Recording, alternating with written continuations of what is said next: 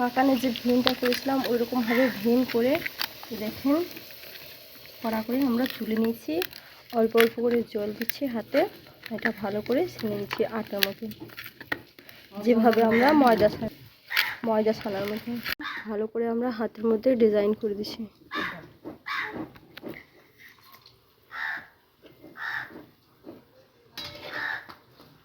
এই দেখেন কি সুন্দর করে একটা মিষ্টির মতন ডিজাইন দিয়ে দিয়েছি।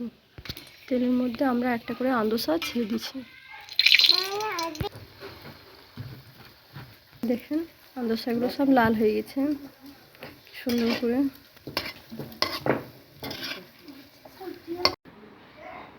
এই দেখেন আমরা আন্দোসাটা নামিয়ে নিয়েছি।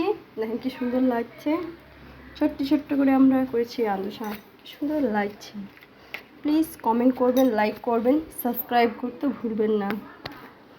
কিছু ভুল হলে জানাবেন এবং কিছু জানতে হলেও কমেন্ট করবেন।